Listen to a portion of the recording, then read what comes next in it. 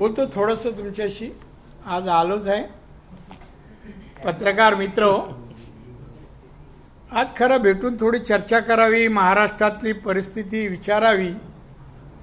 कारण मला केव्हा तरी यायला मिळतं, आल्यानंतर काही दिवस मुंबईत, काही कोकणात असं फिरावं लागतं आणि बाकी दिल्ली. महाराष्ट्राची परिस्थिती, कारण मी महाराष्ट्रात गेले मोर दॅन 55 वर्ष तरी मी महाराष्ट्रात काढली आहे. 11वं पद माझं हे आहे. राजकारणातली सगळी पदं मिळाली, एक गव्हर्नर नाही आणि एक विधानसभेचा अध्यक्ष सोडला तर बहुतांशी पदं मिळाली. आणि या पदावर काम करताना मी महाराष्ट्र जवळून पाहिलंय. इथली जनता, इथले धर्म, इथल्या जाती सर्व पाहिलंय. मी जातपात तसा मानणाऱ्यापैकी नाही आहे.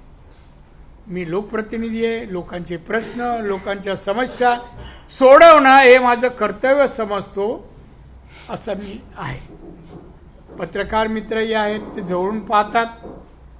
मला फार वर्षापासून पाहिलं. मी कॉर्पोरेशनला नगरसेवक, BST चेअरमन असल्यावर पत्रकार मी ओळखतो. अनेक जण आज नाहीत आहेत, पण काही आहेत. मला एवढंच तुम्हाला सांगायचं, सहकारी म्हणून शेवटं अनेक जणांच्या अडचणी समस्या येतात, त्या भेटतातही. तेव्हा कळतात पत्रकारांची मनं काय, राजकारण्यांची मनं काय, अधिकाऱ्यांची मनं काय, हे मी सर्व जाणलंय, जवळून जाण. एकच तुम्हाला सांगतो, पत्रकारिता पेशा आहे, पेशा आहे. त्याचं पावित्र्य राखणं हे तुमच्या सर्वांचं काम आहे. माझं मार्गदर्शन नाही, हे माझं म्हणणं आहे. काय तुम्ही असं करा असं नाही, म्हणणं आहे. मी याच्या बरंच व्याख्यानं पण पहिली द्यायला जायचो. 2-3 विषयावर, त्याच्यावर ह्या विषयावर द्यायचो. शिक्षण, पत्रकारिता हे पेशा आहे. आता मी जे काय सगळं पाहतोय आहे, एक बोललेलं वाक्य टीव्हीच्या बाईकवर, त्याच्यावर थोडा वेळ टीव्हीवर येतं, त्याच्यातला एखादा शब्द जातो, कॉमा जातो, फुलस्टॉप जातो, बरंच काय होतं. आणि एक ट्विस्ट केलेली बातमी या वाचतो, तेव्हा अरे रे रे, हे का चुकीचं केलं माझ्या मित्रांनी. आणि मग जे का आरोप आणि हे सगळं होतात, त्याला वाईट वाटतं, वाईट वाटतं. राजकारणात मी आलो, तुम्ही मला पाहिलं, मी सरळ आहे. सरळ म्हणजे जे असेल ते मी बोलून जातो. मी काय कोणाची पर्वा करत नाही. ही कारवाई होईल, असं होईल, अमुक जाईल पद, काही नाही. माझ्या नियतीपेक्षा पद मोठी नाही आणि पैसाही मोठा नाही. नीतिमत्ता आपण राखावी, आपलं पदाला न्याय द्यावा, याच्यातला मी न्याय देतच आलोय. तुम्ही पाहिली सगळे पदं, सगळ्या पदांना न्याय दिला. आत्ताही केंद्रातल्या पदांना न्याय दिला.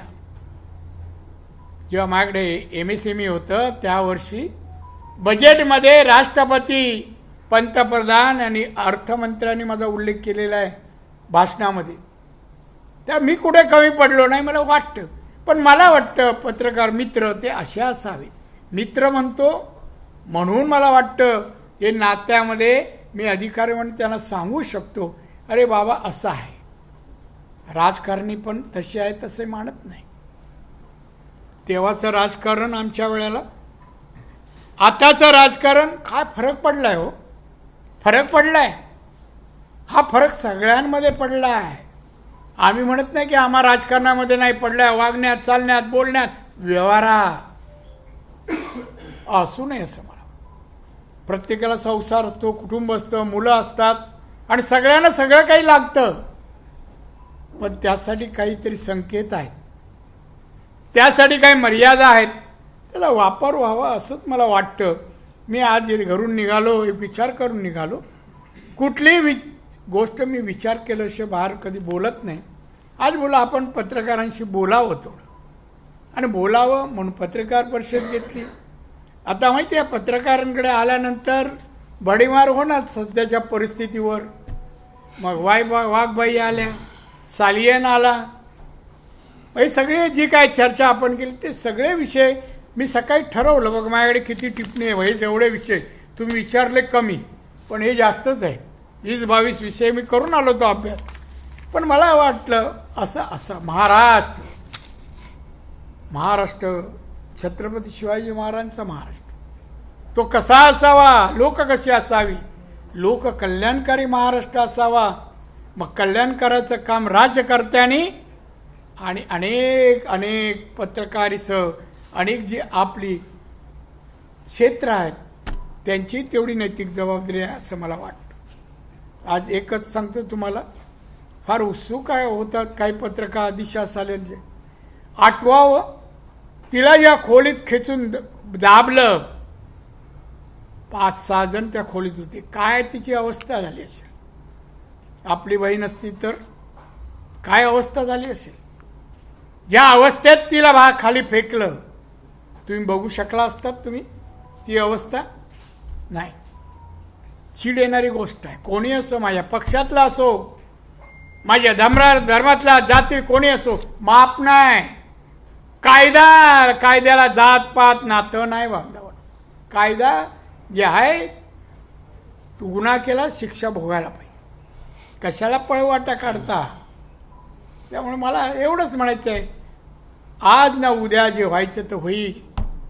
पत्रकाराने प्रश्न विचारताना चेष्टा म्हणून नाही, त्या बाईला त्या बापाला न्याय मिळेल म्हणून याचा प्रश्नाचा भडीमार करायला पाहिजे.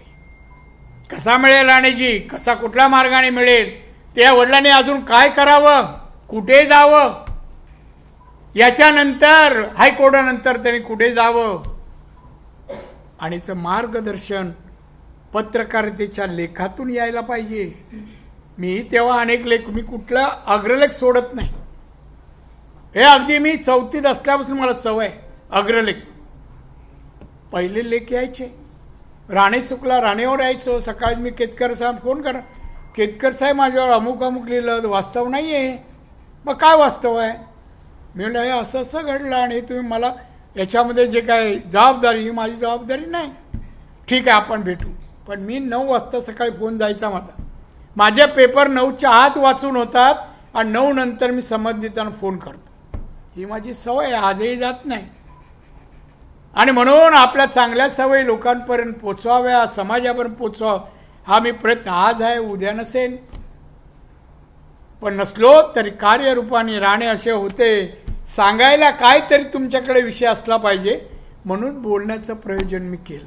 अन्यथा काही नाही. मला काय म्हणावं, माझ्याबद्दल कौतुक असं काही नाही. एक तरी मला वाटतं माणसांनी यावं, जावं, काहीतरी सोडून जावं, काहीतरी समाजाला, राज्याला, देशाला सोडून जावं. नाहीतरी माणसं जन्मतात, कुत्री मांजरी जन्मतात जातात. त्यापेक्षा माणसं काही वेगळी आहेत. त्यांना डोकं आहे, मेंदू आहे, विचार आहेत, हातपाय आहे, हालचाली आहे, कृती करू शकतो. आणि याची समाज आणि देश वाट पाहतो. आणि त्याहीपेक्षा इतिहास वाट पाहतो. इतिहास जास्त वाटत नाही ना मी जास्त बोलतोय, कारण तुम्हाला सगळ्यांना कधी बातमी देतो असं होतं मला माहिती आहे. आणि म्हणून आज भेटलो तुम्हाला, मला बरं वाटलं. सगळे भेटतात, काही काय आले सिनियर, मला बरेच वर्ष ओळखणारे, दादा तुम्ही कशात काय, मी विचारते, बरं वाटतं. शेवटी माणूस आहे, माणूस समस्या अडचणी सुख समाधान सगळंच असतं. पण त्याला प्रत्येक वेळा वाटतं आपल्याला कोणतरी विचारावं. आणि हे सगळ्यांनी करत राहा. काम करा, पत्रकारिता असं कोणतंही, पण अति चांगल्या मूडमध्ये आनंदाने करा. घरचं टेन्शन बाहेर येऊन एखाद्या राजकारण्यावर कडकल्याचे प्रयत्न करू नका. तो बिचारा दुःखी होईल, असं कोणाला दुःखी होऊ नका. चांगलेच मराठी कोशातले शब्द फेका, हिंदीतले शब्द फेका आणि त्याला अरे वा माझ्याबद्दल लिहिलं, मी याहीपेक्षा चांगलं वागलं पाहिजे असं त्यांना वाटावं. अशा जोगं अशासारखं लिहित जाल अशी अपेक्षा करतो. बस थांबतो. जय हिंद, जय महाराष्ट्र. शुभेच्छा तुम्हाला. एबीपी माझा, उघडा डोळे बघा नीट.